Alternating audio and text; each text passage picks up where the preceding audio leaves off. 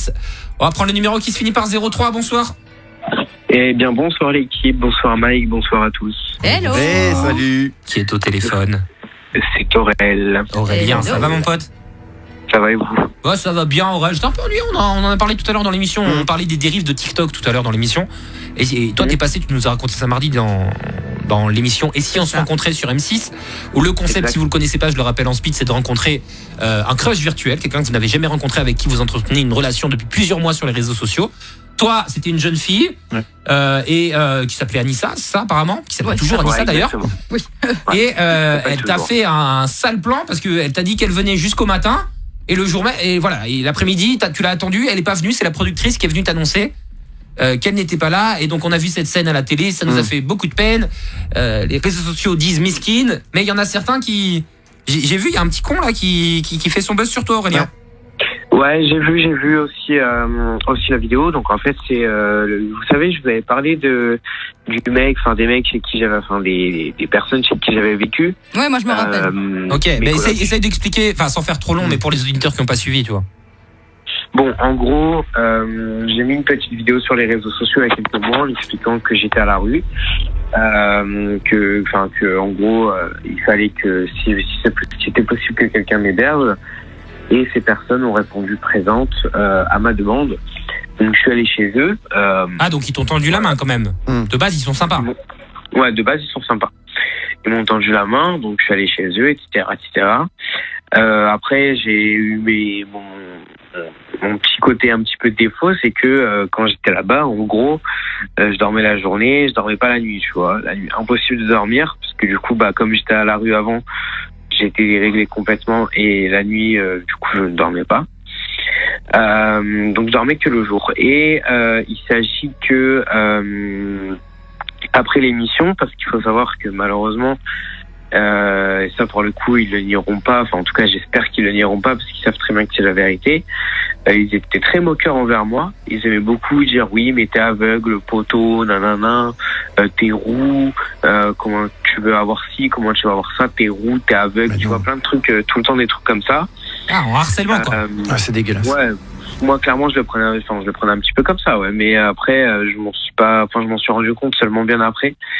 Et ça pour le coup, il y a vraiment des témoins qui pourraient, si besoin en tout cas, témoigner, parce qu'il faut savoir que là l'affaire va quand même aller jusqu'à la gendarmerie. Hein. Moi, je vais pas me laisser faire, je vais mais aller c'est déposer ce que ça. j'allais dire, Julien. Alors je sais pas, Aurélien, je sais pas s'il va nous écouter cette personne, parce que j'ai vu effectivement, donc pour l'expliquer aux auditeurs, que si vous avez pas capté, Aurélien est non voyant, et donc il a fait un TikTok de 3 minutes où en gros il explique que t'es pas quelqu'un de bien, que tu fais que te plaindre de ton handicap, que en plus il met dans la sauce ce con dans les commentaires. Incroyable. Mais c'est peu ça, il met Mike sur Énergie, il le connaît bien, il passe souvent dans son émission. Mais mec, Il je t'ai rien pourra demandé, moi, laisse-moi témoigner. tranquille. Mais ta gueule, en fait, juste on te connaît pas, tu vas pas, viens pas parler un autre nom, en fait, tout simplement. Ça se fait non, pas. mais ce que je trouvais minable, c'est que, ok, il y a eu ce qui s'est passé entre vous, ça vous regarde, c'est vos embrouilles, tout ça, on s'en mêle pas.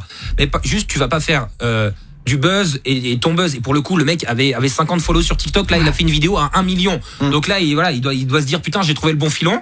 Donc il fait des vues sur ta gueule, il fait du buzz sur toi, sur ton handicap.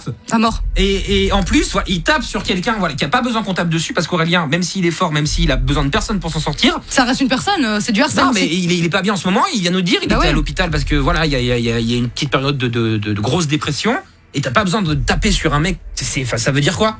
C'est clair, franchement, c'est minable au possible. Moi, garde-le pour toi, même si tu l'aimes pas. Ouais, c'est ça, ce genre de personne me dégoûte en fait, parce que lui, il dit que toi, tu manipules les gens. Et non, mais le pire, c'est qu'il y a des techniques. En plus, le pire, c'est rendez-vous demain pour une nouvelle vidéo avec les preuves. Ouais, c'est ça. Mais abonnez-vous, je vous abonne. Ouais, je vous donnerai les preuves quand j'aurai X followers. Aurélien, t'inquiète pas. Aurélien, si t'as besoin de nous, on a une société aussi avec des avocats qui gèrent le truc. S'il y a besoin, on leur filera le. Mais de toute façon, personne va l'écouter. De toute façon, t'inquiète pas. La production. Non, mais parce que ça reste de la diffamation. Ah, bien sûr que oui. Ça, c'est complètement. C'est-à-dire quoi? Parce qu'Aurélien, il veut bosser par exemple dans les médias, par exemple, et il y a un employeur qui va dire ça, et dire bah non, Aurélien est comme ça parce que je l'ai vu sur TikTok. Enfin, même si je pense pas que les gens soient aussi cons, mais je pense pas. Dans l'absolu, on pourrait penser ça. Puis je pense que surtout les gens. Il faut savoir un truc, c'est que non, l'émission n'est pas fake, enfin en tout cas l'émission que j'ai faite, moi de mon côté c'est pas fake, c'est juste que c'est vrai que sur le moment, bon, j'ai raconté des conneries en vocaux, enfin en leur disant qu'effectivement j'avais dû jouer un rôle, j'avais dû faire ci, j'avais dû faire ça, mais j'ai dit ça parce que j'avait honte qu'elle soit pas venue. Et je me suis dit en gros, en sachant qu'ils sont hyper moqueurs, je me suis dit putain, les potos ils vont péter un câble et ils vont se foutre de ma gueule comme des charlatans, tu vois ce que je veux dire. Donc du coup j'ai préféré être assez transparent là-dessus et effectivement faire croire que mon but c'était de chercher le buzz, que mon but c'était de rechercher la fame, alors qu'au final moi je m'en bats les couilles, tu vois, genre fame. Aujourd'hui, Dieu merci, j'ai une porte qui s'est ouverte, la porte des réseaux sociaux, notamment TikTok.